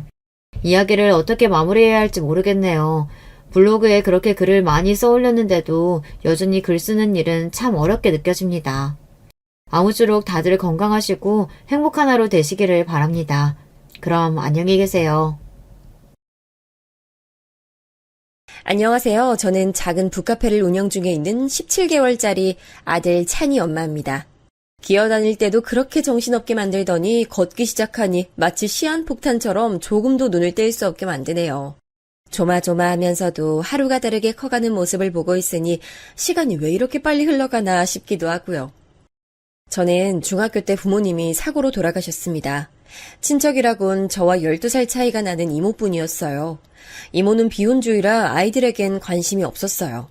당연히 저는 방치 상태로 사춘기를 보냈죠. 물질적으로 부족함이 있었던 것은 아니었어요. 다만 제가 뭘 하든 이모는 관심을 갖지 않았죠. 당시 제 목표는 집과 멀리 떨어진 대학으로 진학해서 독립하는 것이었어요. 그 때문에 좋아하지도 않던 공부도 열심히 했죠. 하지만 이모는 제가 대학에 합격하자마자 운영하던 북카페를 제게 떠넘기곤 외국으로 가버렸어요. 의도치 않게 갑자기 카페 사장이 되어버린 것이죠. 아무런 준비도 되어 있지 않은 상태로 말이에요. 저는 학교 수업 따라가랴 카페 운영하랴 정신없는 시간을 보냈어요. 매일을 충실하게 보내는 것, 그것만이 전부였죠. 당연히 연애나 결혼에 대해선 아무 생각이 없었어요. 저하고는 가장 어울리지 않는 단어이자 그런 생각을 하는 게 사치로 느껴지기도 했습니다. 그런 제 생각을 바꾼 사람이 바로 지금 남편이었어요. 저는 강아지를 좋아해서 대학 시절 그 바쁜 와중에도 일주일에 한 번 유기견 봉사활동을 다녔거든요. 남편은 제가 다니는 보호센터에 봉사활동을 하러 왔었어요. 남편이 속해 있는 대학병원에서 봉사활동을 한다고 하면서 말이죠. 그렇게 오는 사람들은 잠시 머물다 가는 사람들이라 솔직히 저는 좋게 보지 않았어요. 오히려 와서 자기들이 엄청난 것을 베풀었다 생각하고 제대로 도움도 주지 않는 사람들이 많아서 그럴 바엔 차라리 돈으로 줬으면 할 정도였죠. 근데 남편은 그날 이후로도 개인적으로 달에 2번씩 꼬박꼬박 오더라고요. 무려 6개월 동안 말이죠. 이 사람 정말 관심이 있어서 이곳에 오는구나 싶은 생각이 들면서 호감으로 서서히 바뀌더군요. 그때 남편이 제게 데이트 신청을 했어요. 오늘 봉사활동 끝나고 잠시 저한테 시간을 좀 내주실 수 있을까요? 제가 쉽게 이런 말하는 사람은 아닌데 여기 오시는 분들 중 그 누구보다도 밝게 웃는 모습에 반했습니다. 난생 처음 해보는 데이트는 즐거웠어요. 그 뒤로도 식사를 하러 간다거나 영화를 보러 가면서 시간을 보내는 동안 저희는 자연스럽게 연인으로 발전했죠. 남편은 제게 결혼을 전제로 만났으면 좋겠다고 하더군요. 문제는 그때부터였어요. 남편은 자신의 가족에 대해 제게 말해줬어요. 대학병원의 신경외과 의사인 남편에겐 남동생이 하나 있었어요. 남동생 역시 같은 병원 산부인과 의사였죠. 거기다 동생은 일찍 결혼했는데 그 상대가 약사더라고요. 정말이지 입이 떡 벌어지는 그런 가족관계였어요. 저는 바로 단칼에 더 이상의 만남은 하지 않는 게 좋겠다며 거절했어요. 차이가 나도 어느 정도지 의사의 약사뿐인 가족 구성원으로 제가 들어간다는 걸 상상하는 것만으로도 소름이 돋았죠. 우리 서로 잘 통하고 함께 있으면 즐겁잖아. 아니야? 너 내가 의사라서 만났어? 아니잖아. 당신이 의사여서 만난 건 아니지만 너무 부담스러워. 결혼이 우리 둘만 좋다고 하는 게 아니잖아. 하지만 남편은 그런 배경에 왜 신경을 쓰냐며 저를 끈질기게 설득했어요. 그리고 그 설득에 결국 넘어가고 말았죠. 처음 시댁 식구들을 만나는 자리에서 저는 주눅 들지 않으려고 미리 청심환까지 먹고 갔어요. 서방님도 동서도 저를 반갑게 맞이해줬죠. 그 자리엔 서방님네 아이들도 왔었는데 동서를 꼭 닮았더라고요. 그 화기애애한 분위기 속에서 꼿꼿하게 앉으셔서는 저를 품평하듯 위아래로 훑어보는 분이 계셨죠. 바로 시어머니셨어요. 혼자서 아들 둘을 의대 보냈다는 자부심이 엄청 대단하시다고 남편에게 들었는데 정말이지 포스가 장난 아니시더라고요. 대학은 어디 나왔니? 지금 카페 운영한다고 들었는데 위치가 어디야? 월 수입은? 어머니, 무슨 면접 보시는 것도 아니고 학벌이니 수입이니 그런 건 왜 물어보세요? 그냥 궁금해서 그러지. 어디서 널 만났을까 하고 말이야. 접점이라곤 전혀 없는 것 같은데 혹시 뭔가 노리고 눌러붙은 건 아닌가 싶어서 말이지. 의사 남편이 어디 쉽게 구해지니? 저는 단순 오해라고 하기엔 너무나도 악의적인 말씀에 잠깐 화가 치밀어 올랐지만 침착하게 대답했어요. K대 경영학과 나왔습니다. 유기견 보호센터에서 봉사활동하다 만났어요. 그곳은 제가 대학 시절부터 줄곧 다니던 곳이에요. 말씀하시는 것처럼 의사인 거 알고 접근한 건 더더욱 아닙니다. 따지듯이 말할 생각은 아니었지만 좋은 말이 나오진 않더군요. 시어머니는 그런 제 반응은 안중에도 없다는 듯 혼잣말을 중얼거리셨어요. 사람 속을 누가 알아서. 알았다. 그만 좀 하세요, 어머니. 괜히 트집은. 내가 뭘 했다고 너네 나한테 난리야. 참나. 아주 사람 홀리는 재주라도 있나 보다. 본지 얼마 되지 않는 너까지 이렇게 말하는 거 보니. 어머니, 시어머니는 남편이 나서서 인상을 쓰자 겨우 농담이었다고 말씀하시며 제게 기분 나빠하지 말라고 하셨죠. 도대체 어디가 농담인지 전혀 알 수 없었지만 시어머니는 아주 뻔뻔하게 웃으면서 넘기셨어요. 제 인생 있어서 가장 기분 나쁜 식사 자리였죠. 그 뒤로 시어머니를 제외한 서방님 내외와 따로 자리를 가졌는데 그날은 정말이지 웃으면서 즐겁게 이야기를 나눌 수 있었어요. 냉탕과 온탕을 겪은 기분이 든 저는 남편과의 결혼이 과연 옳은 것일까 다시 생각하게 됐어요. 시어머니가 쉽게 바뀔 것 같지 않았거든요. 하지만 시어머니만 아니면 정말 완벽했어요. 오랜 고민 끝에 저는 다른 가족들을 믿고 결혼을 하기로 결심했습니다. 제 이런 생각은 너무나도 아니랬어요. 시어머니께서는 다른 가족들 앞에서는 아무렇지 않은 척 하셨지만 저와 단둘이 남게 되면 제 움직임 하나하나에 다 잔소리를 퍼붓고 계셨죠. 결혼하자마자 집안 행사에 대해 줄줄이 나열하시면서 앞으로 제가 다 챙겨야 한다고 하시더라고요. 분명 시어머니는 기독교를 믿는다고 들었는데 제사가 있는 게 아이러니하다 싶었죠. 나중에 남편에게 물어보니 시어머니만 기독교일 뿐 돌아가신 시아버님이나 다른 가족들은 무교라고 하더라고요. 그래서 제사를 챙기고 있다고 알려졌죠. 하여튼 시어머니께서는 고등학교 시절 학생 주임 선생님처럼 엄한 목소리로 저를 다그치셨어요. 맏며느리 자리가 어디 쉬운 줄 알았어? 그리고 작은 애는 약궁일로 바쁘고 결국 네가 다 해야지. 그럼 누가 하니? 뭐든 허투루 하지 말고 제대로 준비해. 알겠어? 특히 다음 주에 있을 네 시아버지 기일은 더 신경 써야 하고. 그럼 제사 음식으로는 뭘 올리셨는지 알 수 있을까요? 이게 집마다 조금씩 차이가 나서요. 그걸 내가 다 하나씩 알려줘야 돼? 그 정도 네가 알아서 해야지 뭘 나한테 물어. 시어머니께서는 그 뒤로도 중요한 자리니 똑바로 준비하란 말을 몇 번이나 더 하셨습니다. 하지만 그러기엔 시어머니께서 알려주신 정보가 없는 거나 마찬가지라 난감했죠. 결국 저는 동서에게 도움을 청했어요. 해마다 가게에서 제사 음식 주문하셨는데 올해는 직접 하라고 하셨단 말이에요? 동서는 매번 명절이든 제사든 음식을 주문해서 올렸다고 말하며 지금까지 주문했던 것을 알려주더군요. 저는 어떤 음식을 했는지 확인하고는 몇 가지를 제외하곤 직접 하기로 결정했어요. 분명 제가 주문을 해서 상을 차리면 시어머니께서는 옳다구나 하면서 저를 볶아대실 게 불보듯 뻔했거든요. 다행히 저도 부모님 제사를 중학교 이후로 줄곧 준비했기 때문에 요리엔 자신이 있었고요. 제사 당일 저는 준비한 음식을 가지고 시댁을 찾았어요. 제기가 이미 가득 준비되어 있더라고요. 시어머니께서는 제 행동을 하나도 놓치지 않겠다고 다짐한 사람처럼 뚫어져라 바라보셨죠. 저는 그런 시선에도 자신있게 음식을 준비했어요. 꼬투리를 잡을 만한 것이 없다고 판단되셨는지 시어머니께서는 이번에 음식을 하나씩 집어드시면서 잔소리를 하셨죠. 산적이 왜 이렇게 짜니? 아유, 무슨 소금을 한 바가지 부었어? 그리고 이 육전은 왜 이렇게 흐물거리고? 제대로 익힌 건 맞아? 아우, 잡채는 왜 이렇게 달고? 너 혀가 어떻게 된 거 아니야? 무슨 음식 맛을 제대로 맞출 줄을 몰라.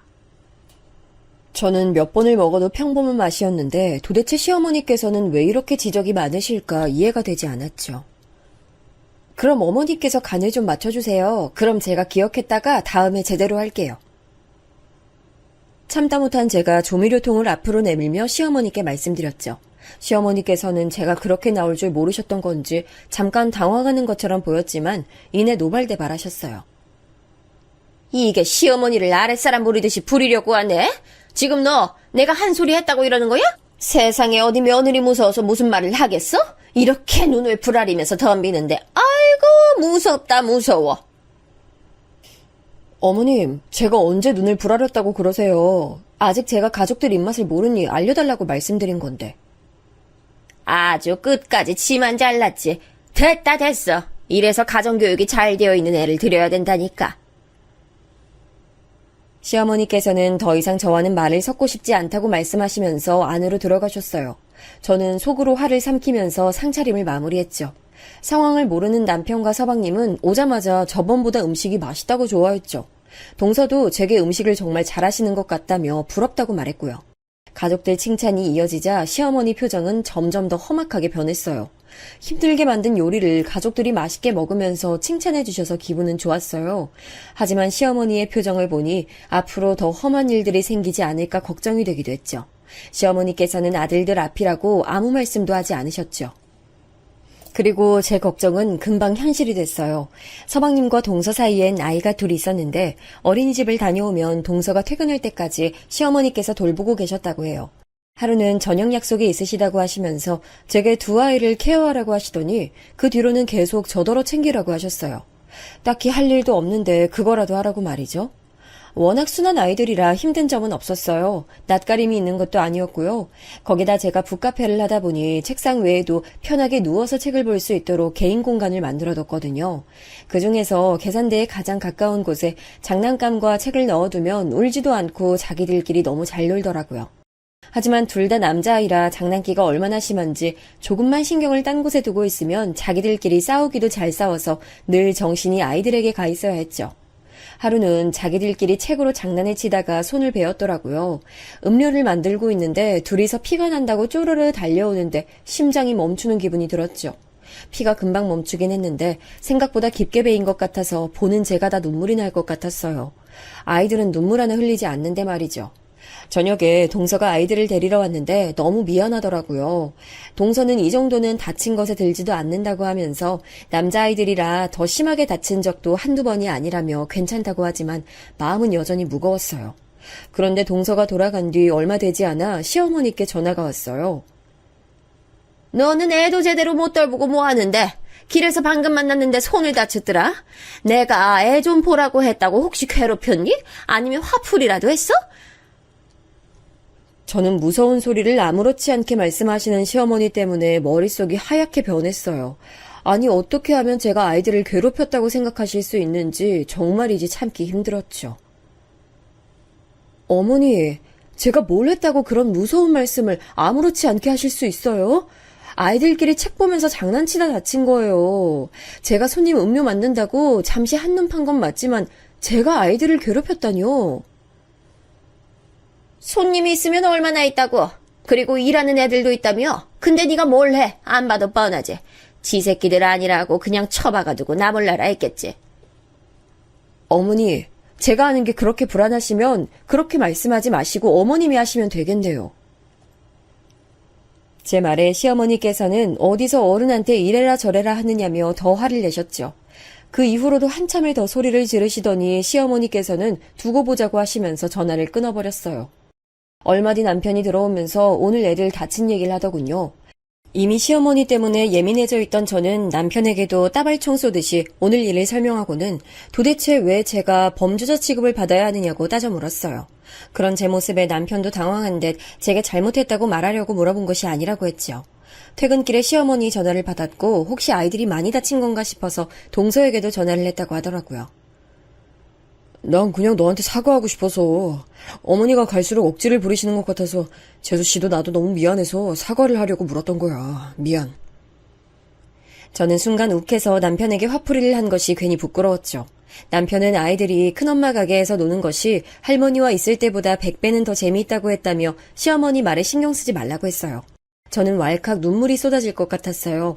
솔직히 시어머니의 말씀에 기분이 나쁘긴 했지만 아이들이 다친 것이 제 탓이란 생각이 머릿속을 떠나지 않았거든요. 그 사건이 있고 나서 저는 아이들과 있을 때는 좀 더 신경을 쓰려고 노력했어요. 시어머니께서는 또 이런 일이 일어나면 경찰에 신고하니 어쩌니 하셨지만 동서는 아이들 키우다 보면 그런 일이 생길 수도 있는 것 아니겠냐며 오히려 제 편을 들어줬죠. 시어머니께서는 제가 착한 동서까지 제 마음대로 휘두른다고 하시면서 더 화를 내셨답니다. 말도 안 되는 트집은 이것뿐만이 아니었어요. 주말엔 교회 친구분들을 집에 초대하기로 했다고 하시면서 저더러 와서 음식을 하라고 하시더군요. 남편은 왜 집으로 초대를 하느냐며 그냥 밖에서 드시라면서 카드를 내밀었지만 시어머니께서는 세 사람이 들어왔다고 다들 보고 싶어하니 꼭 집으로 초대해야겠다고 하셨죠. 어머님 친구분이라고 하니 한 번쯤은 대접을 해드리는 것도 괜찮겠다 싶어서 하겠다고 했는데 세상에나 친구분들이 다 시어머님이랑 비슷하더라고요. 아니 첫째가 인물도 훤하고 거기다 병원에서도 알아주는 의사라고 칭찬하더니 며느리도 참하네. 그래도 아쉽지. 나는 어디 병원 차려준다는 아가씨랑 결혼할 줄 알았어. 중매쟁이들이 이 집을 얼마나 뻔질나게 드나들었어. 병원에 집에 차에 열쇠를 주렁주렁 달고 온다는 사람이 한 트럭은 될걸.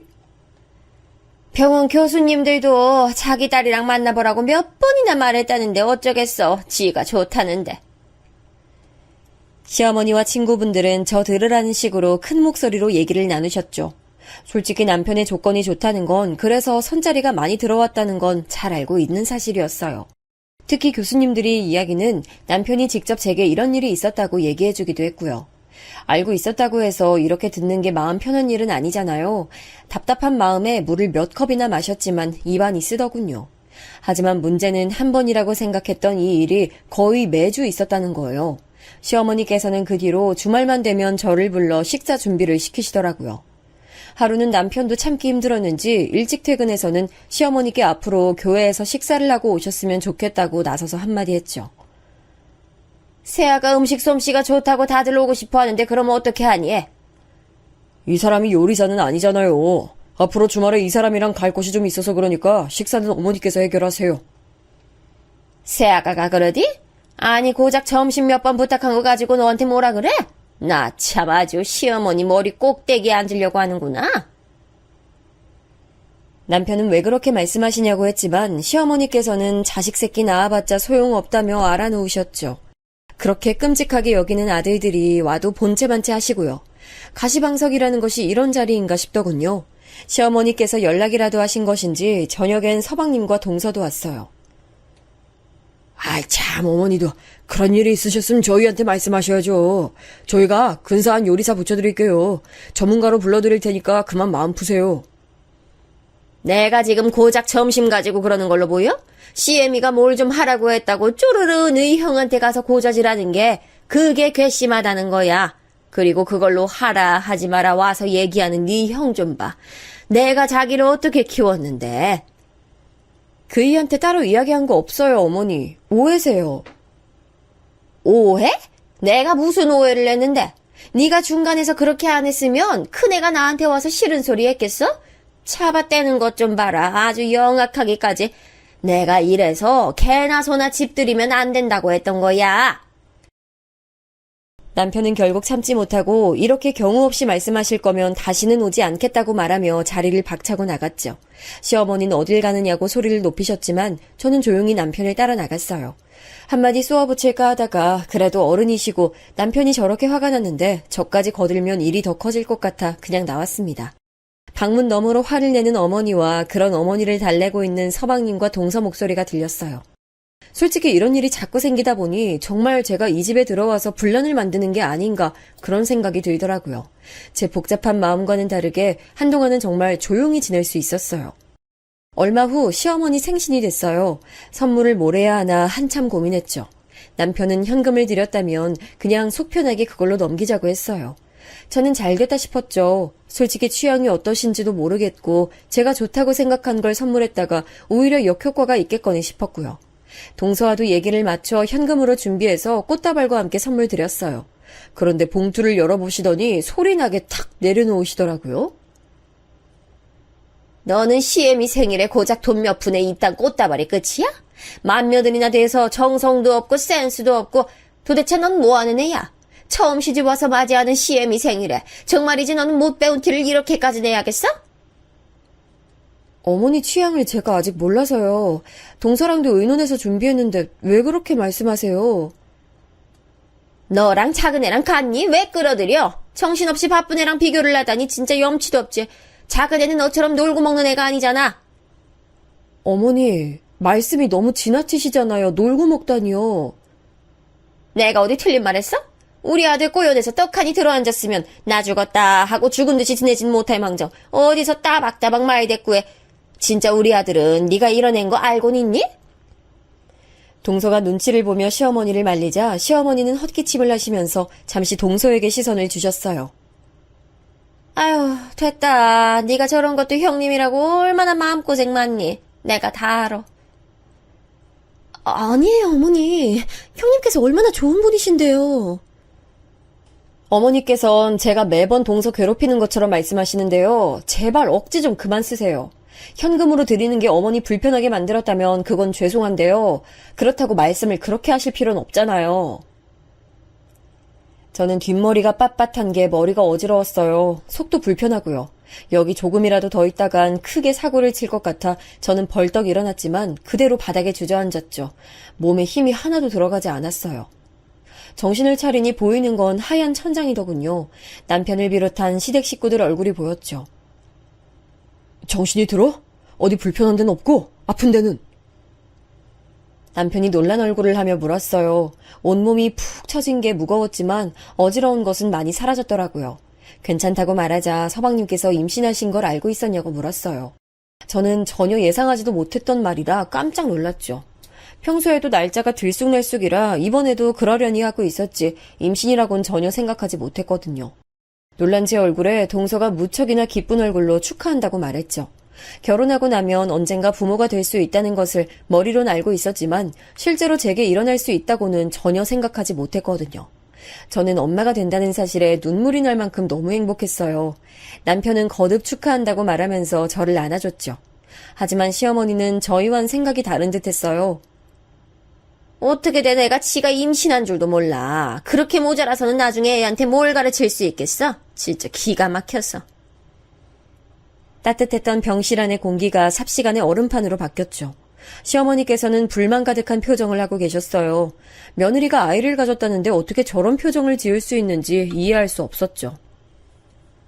쇠아가, 넌 거기서 그렇게 쓰러지면 내가 너한테 뭐라도 한 것 같잖아. 말해봐. 내가 너한테 뭘 어떻게 했다고 거기서 쓰러지게. 혹시 다 계획하고 있었던 거 아니야? 시어머니 나쁜 사람 만들려고 쓰러진 것도 그냥 연기한 거지? 어머니, 이제 막 정신 차린 사람한테 그렇게 말씀하셔야겠어요? 네가 나한테 이렇게 화를 냈는데 그럼 내가 가만히 있겠어? 평생 나한테 말대꾸 한 번 안 하던 애가 이게 지금 몇 번째야?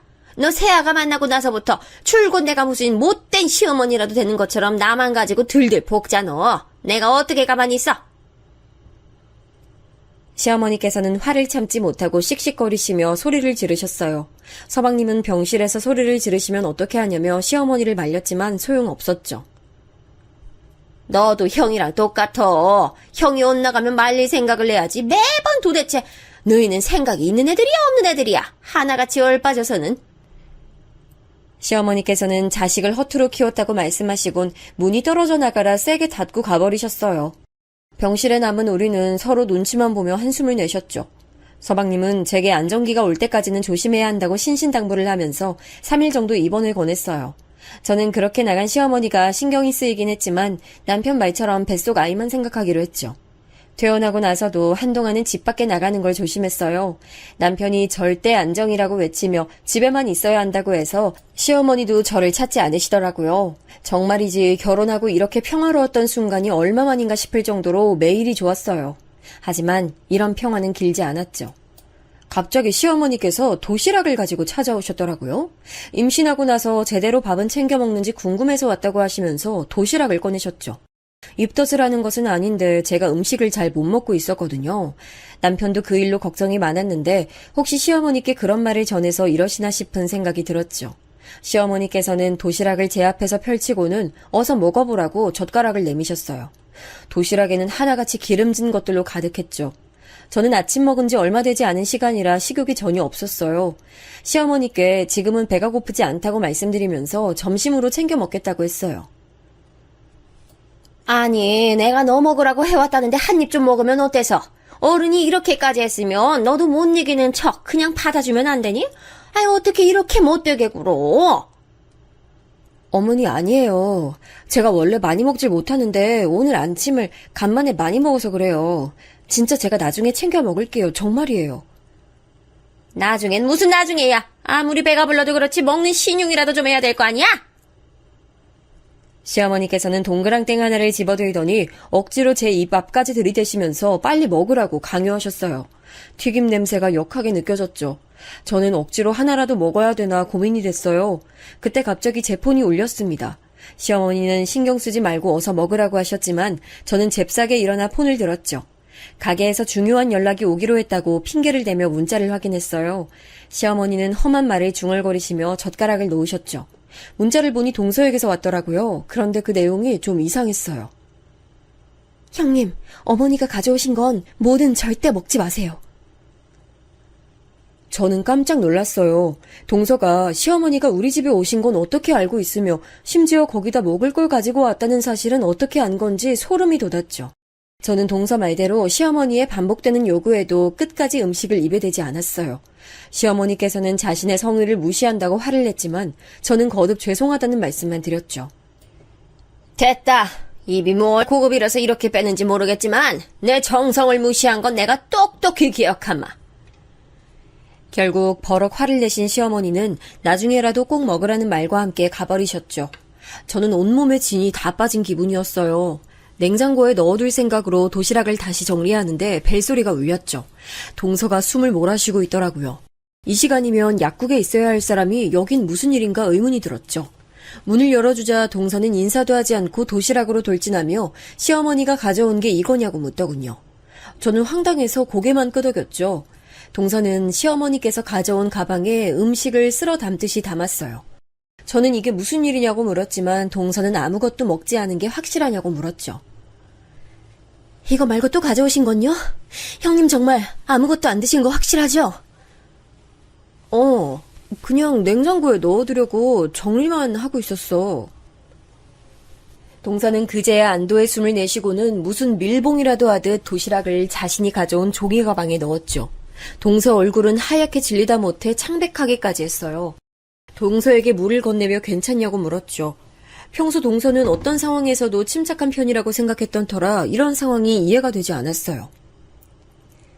형님, 앞으로 어머니가 뭘 가져오시든 절대 드시면 안 돼요. 제가 정확하게 알아보고 말씀드리겠지만 하여튼 절대로요. 도대체 이게 다 무슨 일이야? 동서 나한테 뭐 숨기는 거 있어? 알아본다니 뭘 알아본다는 말이야? 아이 뭐야, 나하고 관련된 일이면 속 시원하게 말해줘. 뭐 때문에 동서답지 않게 이래? 저는 답답함에 몇 번을 물었지만 동서는 끝까지 대답을 하지 않았어요. 며칠 뒤 시어머니께서는 또 도시락을 싸우셨어요. 저번 음식은 다 먹었는지 물어보셨죠. 맛있게 먹었다고 말씀드리자 시어머니께서는 고개를 갸웃거리시더니 알 수 없는 말을 중얼거리셨어요. 그리고는 제게 도시락을 또 권하셨죠. 저는 동서에게 급히 문자를 하고는 잘 챙겨두고 먹겠다고 말을 돌렸어요. 하지만 이번에는 시어머니도 호락호락하지 않았죠. 먹는 모습을 보고 가겠다며 억지로 제 입에 밀어넣을 기세였어요. 그때였어요. 문이 열리는 소리와 함께 동서가 허겁지겁 들어오더군요. 그리고는 시어머니 손에서 젓가락을 빼앗아 멀리 던지며 제게 먹은 게 있는지 물었어요. 시어머니는 그런 동서의 얼굴에 충격받은 모습이었죠. 작은 애야, 이게 무슨 경우야? 아이 지금 뭘 던진 거야? 큰애 닮아가는 것도 아니고 이게 다 뭐야? 어머니야말로 지금 무슨 일을 벌리고 계시는 거예요? 저 다 알고 왔어요. 확인도 다 끝냈고요. 제가 이 일을 그냥 넘어갈 것이라고 생각하는 거 아니죠? 아이 무슨 말을 하는지 모르겠구나. 임신한 며느리 음식해서 먹이려는 게 무슨 잘못이야? 아이 작은 애야, 내가 널 어떻게 대했는데 나한테 이렇게 소리를 지를 수 있어, 어떻게? 어머님이 지금 아이를 죽이려고 했는데 그럼 제가 조용히 얘기를 할 수 있겠어요? 동서의 외침이 제 귀에 때려 박혔어요. 아이를 죽이려고 했다니 이게 다 무슨 소린가 믿을 수가 없었죠. 시어머니는 온몸을 부들부들 떨고 계셨어요. 저는 동서에게 무슨 일이냐고 물었지만 동서는 아차 싶은 얼굴로 제게 충격받으시면 안 된다며 심호흡하라고 하더군요. 하지만 제 귀엔 다른 말이 하나도 들리지 않았어요. 아이라니 지금 시어머니가 제 아이를 죽이려고 했다는 말인데 그게 있을 수 있는 일인지 머리가 멍해졌죠. 시어머니는 무서운 이야기를 아무렇지 않게 한다며 동서를 몰아세웠지만 동서는 다 알고 있다며 더 이상 이야기는 하지 말라고 하더라고요. 저는 떨리는 몸을 붙들고 겨우 입을 열었어요. 동서, 얘기해줘. 무슨 말이야 그게? 나한테 숨기지 말고 다 말해줘. 뭘 확인하고 왔다는 거야? 저번에 가져간 음식? 거기서 뭘 확인했는데? 음식을 가져가? 너 먹었다고 하더니 다 거짓말이야? 안 먹고 자근해줬어? 동서는 한숨을 쉬더니 제 손을 꼭 잡곤 충격적인 얘기를 했어요. 시어머니와 죽이 잘 맞는 친구분 중 한 분이 약국을 하시는데 거기에서 일하는 직원 중 한 사람이 동서와 약대 동기라고 하더군요. 하루는 그 친구에게 전화가 왔는데 시어머니께서 약국에 와서는 친구분과 둘이서 쑥덕거리며 비밀 얘기를 나누셨다고 해요. 그 모습이 뭔가 수상쩍어서 슬쩍 엿들었는데 낙태약이 어쩌고 하면서 무언가를 주고받더라는 거죠. 그 소리에 깜짝 놀란 직원이 동서에게 전화를 걸었던 거였어요. 동서는 처음에 직원이 잘못 들었을 것이라고 생각했다고 했어요. 아무리 시어머니가 저를 미워하고 못마땅해 하셔도 뱃속의 아기에게 위해를 가할 것이라곤 조금도 생각할 수 없다고 말이죠. 하지만 그럼에도 불안한 마음에 그 전화를 받고 나서 시댁에 갔었다고 하더라고요. 그리고 주방에서 약을 찾았는데 아무것도 적혀있지 않은 게 수상하다고 생각해 따로 약을 챙겨가 조사를 했대요. 그런데 그 약이 우리나라에선 인정받지 못한 낙태약이었어요.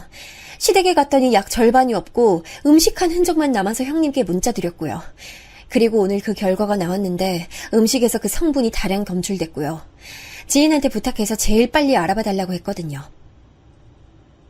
그러니까 지금 어머니가 도시락에 낙태약을... 세상에... 어머니! 저는 충격적인 사실에 시어머니를 노려보며 사실이냐고 물었어요. 끝까지 모른다고 하시더군요. 하지만 증거가 너무 명확했기에 그 말을 믿을 수가 없었어요. 순간 오늘 오시자마자 제게 음식을 다 먹었냐고 묻고는 고개를 갸웃거리신 게 생각났죠. 온몸에 소름이 돋으며 머리가 터질 것 같았어요. 심장이 빠르게 뛰는 게 느껴졌죠. 그런데 그때 갑자기 아랫배가 당겨오는 거예요. 순간 큰일 났다는 생각이 들어 배를 움켜쥐었죠. 동서가 바로 119를 부르는 게 들렸어요. 저는 제발 아이에겐 아무런 일이 일어나지 말아달라고 빌고 또 빌었어요. 왜 그러니? 어디 아파? 왜? 배가 아파? 정말? 힐끗 고개를 들어 바라보니 온 얼굴에 웃음이 가득하더군요. 저는 당장이라도 시어머니에게 달려들고 싶었지만 자꾸만 아파오는 배 때문에 정신 차릴 수가 없었어요. 119가 도착한 소리에 정신을 잃었죠. 다시 깨어났을 때 저는 제일 먼저 아이가 무사한지 궁금했어요. 눈을 뜨자마자 배를 감싸쥐자 동서가 아이는 무사하다고 알려줬죠. 곧 문이 열리고 남편과 서방님 얼굴이 보였어요. 그 뒤로 시어머니도 들어오고 있었죠. 제게 괜찮냐고 무슨 일이냐고 물어보는 남편을 뒤로하고 저는 있는 힘껏 베개를 시어머니를 향해 던졌어요. 당신이 사람이야? 어떻게 그런 무서운 생각을 할 수 있어? 어떻게? 내가 뭘 잘못했는데? 내가 뭘 얼마나 당신한테 잘못을 해서 내 아기를 우리 아기한테 그런 악독한 짓을 저지를 생각을 할 수 있어? 남편은 무슨 소리냐고 아직 흥분하면 안 된다고 저를 말렸어요. 저는 더 소리를 높였어요. 아이를 잃었을지도 모른다는 생각에 목이 터져라 소리를 질렀죠. 당신 어머니가 나한테 우리 아이한테 무슨 짓을 저질렀는데 참으래. 아이를 잃을 뻔했다고. 나한테 약을 먹이려고 했었다고 당신 어머니가. 남편은 깜짝 놀란 얼굴로 시어머니를 바라봤죠. 시어머니는 뻔뻔스럽게도 제가 헛소리를 한다고 하더군요. 터지는 울음을 참을 수 없었어요. 엉엉 소리가 날 정도로 울었죠. 아주 며느리들 둘이서 시어머니를 나쁜 년 만들려고 용을 쓰는구나. 아니 나야말로 물어보자. 내가 너한테 뭘 얼마나 잘못했다고 그런 거짓말을 해가면서 날 몰아가. 아니 내가 뭘 잘못했다고. 그럼 동서가 제게 거짓 증거를 가져왔단 말이세요? 어머니 집에서 발견된 약, 거기다 도시락에 들어있었다는 성분, 이게 다 조작이란 말씀이세요? 어머니, 진짜 그만 좀 하세요. 이거 얼마나 큰 범죄인지 아세요? 진짜 왜 그러세요? 시어머니는 남편과 서방님께 하소연하며 울기 시작했어요. 하지만 동서는 조근조근 제게 얘기했던 사실들을 얘기했어요. 남편의 얼굴은 시시각각 변했죠. 산부인과 의사인 서방님은 피날 정도로 주먹을 쥐고는 무슨 짓을 하신 거냐고 소리를 질렀죠. 남편은 시어머니의 양팔을 붙들고는 이 모든 이야기가 진짜냐고 물었어요. 곁에서 지켜보는 저도 오금이 지릴 정도로 험악한 얼굴을 하고 있었죠. 시어머니는 더 이상은 발 빼면 힘들겠다 싶었는지 남편을 뿌리치며 말했습니다. 그래, 내가 했다. 아이, 저런 애한테서 어떻게 손자를 보란 말이야. 가진 건 쥐뿔도 없는 게 순진한 우리 아들께서는 결혼을 하더니 임신까지. 아이, 내가 너네 이혼시키고 진짜 제대로 된 며느리 얻으려고 다 준비했단 말이야. 시어머니 말에 병실의 다른 가족들은 멍할 수밖에 없었어요. 이혼을 시키고 싶어 한다는 건 둘째고 다른 며느리까지 준비를 했다니 이게 다 무슨 소린가 했죠. 시어머니는 아랑곳 않고 남편을 붙들고는 사정까지 하셨어요. 아이, 네가 정신을 차려야지. 언제까지 저런 불려시한테 홀려 있을 거야? 아이, 저거 봐라. 네 동생의 작은 애까지 다 초년 꼬임에 넘어가서는 천지분간을 못하고 있잖아. 어서 저런 거 하고는 끝을 내야 돼. 근데 네 자식을 임신했다고? 그럼 정리하기 더 귀찮아질 텐데 내가 그 꼴을 어떻게 보고 있어. 다 내가 너를 위해서. 손 치우세요. 절 위한다고요? 절 위한다는 분이 제가 사랑하는 사람을 괴롭히다 못해 이제는 아이까지 해칠 생각을 하세요? 그게 어떻게 절 위해서예요? 그러게 왜 저런 걸 데려와? 내가 언제 너 잘못되라고 한 적 있어? 엄마 말 안 들어서 손해본 거 있냐고. 그러니까 이번에도 뭐. 남편은 시어머니의 손을 뿌리치며 얼굴을 감싸주었어요. 어깨가 들썩이는 것을 보니 눈물을 흘리는 것 같았죠. 저는 다 쉬어버린 목소리로 나오지도 않는 목소리를 쥐어짜며 말했어요. 신고할 거예요. 제게 한 행동 얼마나 무서운 일인지 어머니가 책임지게 만들 거예요. 신고? 네가 뭔데 날 신고해? 그래, 내가 약 먹이려고 했다. 근데 너 먹었어? 안 먹었잖아. 애도 멀쩡하다며. 근데 뭐 어쩌려고 신고를 해? 시어머니는 끝까지 당당한 얼굴로 제게 말씀하셨죠. 남편은 그런 제 앞에 와선 무릎을 꿇고 미안하다고 했어요. 시어머니는 당장 일어나라고 난리였지만 남편은 아예 바닥에 엎드리고는 우리 아이에게 일어났을지도 모르는 일에 대해 사과했죠. 저는 아무 말도 할 수 없었습니다. 이왕 이렇게 다 알게 된 거 너도 나 끔찍할 테니 그냥 시원하게 이혼해. 더 늦기 전에 애도 지우고. 그게 우리 아들 위해서 좋은 일이니까. 네가 나 보고 살 수 있겠어? 안 그래? 시어머니는 미친 사람처럼 제게 이혼을 요구하며 이대로 서로 헤어지자고 했죠. 저는 당장이라도 이혼 서류에 도장을 찍고 싶었어요. 시어머니 말처럼 더 이상 얼굴 보고 살 자신이 없었거든요. 하지만 남편의 행동이 더 빨랐죠. 남편은 벌떡 일어나더니 무표정한 얼굴로 시어머니를 끌고 밖으로 나갔어요. 동서는 한숨을 내쉬며 난장판이 되어버린 병실을 정리했죠. 형님, 이미 그 약국은 제가 신고했어요. 어차피 어머님 일 밝혀지는 거 시간 문제였고요. 그러니까 아무 생각 마시고 그냥 쉬세요. 뒷일은 그이랑 아주버님이 하실 거예요. 신고를 했어? 동서는 결과를 받자마자 아는 사람을 통해 검찰에 자료를 넘겼다고 하더군요. 밀수 품목에 있던 거라 그게 일반 약국으로 들어갔다는 건 보통 일이 아니래요. 그 이후의 일은 일사천리였습니다. 시어머니가 약을 구했다는 것을 조사하니 이전에도 이런 일들이 있었다 하더라고요. 시어머니는 불법 약물을 소지했을 뿐 아니라 미수에 그치긴 했지만 제게 먹이려고 했다는 증거가 명확해서 쉽게 빠져나올 수 있는 문제는 아니었대요. 저는 병원에서 안정을 찾으며 시어머니 소식을 들었어요. 엄청 후련할 거라 생각했는데 의외로 아무 생각이 들지 않더군요. 남편은 그날 이후 한 번도 제게 오지 않았어요. 병원에서 퇴원해도 괜찮다는 얘기를 듣고 나서야 남편을 마주했습니다. 남편은 제가 원한다면 이혼할 수 있다고 했어요. 저와 눈도 못 마주치고 이야기하는 남편의 어깨가 왜 이렇게 작아 보이는지 퇴원 준비를 하던 저는 그런 남편에게 다가가 그를 안아줬어요. 어색하게 움찔거리는 남편이 느껴졌죠. 나 당신 원망 안 해. 우리 아이 지켰고 난 우리 아이 낳아서 잘 키울 생각만 하기로 했어. 절대 어머니 같은 사람은 되지 말아야지. 나한텐 그게 다야. 그러니까 우리 아이한테 아빠를 뺏지 말아줘. 남편은 미안하단 말을 몇 번이나 반복하며 저를 안아줬어요. 그렇게 저희 부부는 시어머니의 일은 더 이상 꺼내지 않기로 했습니다. 하지만 모든 일은 예상치 못한 순간에 찾아오잖아요. 시어머니가 변호사를 통해 제게 편지를 보냈더라고요. 변호사는 내용은 모르고 전해달라는 부탁만 들었다고 했죠. 저는 탁자 위에 편지를 올려두고 한참 고민했어요. 이걸 보는 게 맞는 걸까 아니면 그냥 찢어버리는 게 맞는 걸까? 편지 내용이 전혀 상상되지 않았거든요. 아직까지 시어머니께 제대로 된 사과를 듣지 못해서 혹시 반성하는 건 아닐까 그런 기대감도 있었고요. 하지만 그 예상은 철저히 빗나갔어요. 시작부터 마지막까지 저를 저주하는 글로 가득했죠. 이 모든 일의 원인은 저라고 하며 저만 아니었으면 자신들 가정은 완벽하고 아름다웠을 거라며 원망하는 글이 가득했어요. 중간중간 입에 담지 못할 욕도 보였고요. 그랬으면서 말미에는 노력해서 저를 받아들일 테니 없던 일로 할 수 있도록 힘쓰라고 돼 있었어요. 이번 일만 잘해주면 저를 용서하겠다고 말이죠.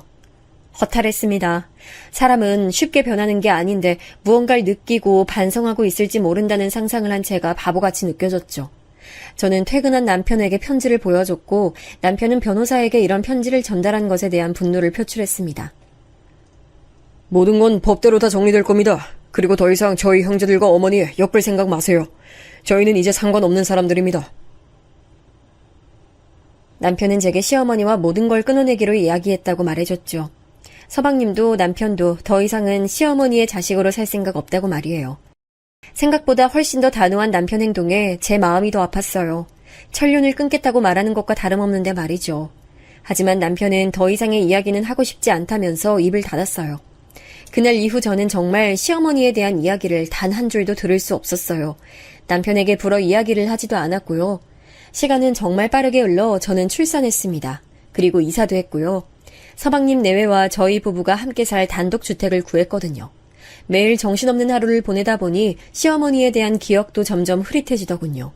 근데 얼마 전 시장을 갔다가 시어머니와 함께 교회를 다니셨던 분과 마주쳤는데 시어머니 소식은 알고 있는지 묻더군요. 자식이 돼서 어떻게 그렇게 잔인하게 나몰라라 할 수 있냐고 혀까지 차며 말씀하셨죠. 집으로 오는 길에 저는 버스 창밖을 보며 많은 생각을 했습니다. 과거의 일들이 떠오른 것은 물론 마지막까지 제 원망만 하던 시어머니의 모습이 어제 일처럼 떠오르더군요. 잊은 줄 알았는데 아니었던 거죠. 남편은 어떨지 모르겠지만 아마도 제가 다시 시어머니를 볼 일은 없겠죠. 부디 시어머니가 잘못을 깨달았길 바라며 남은 시간 동안 잘못을 반성하며 보내셨으면 좋겠습니다.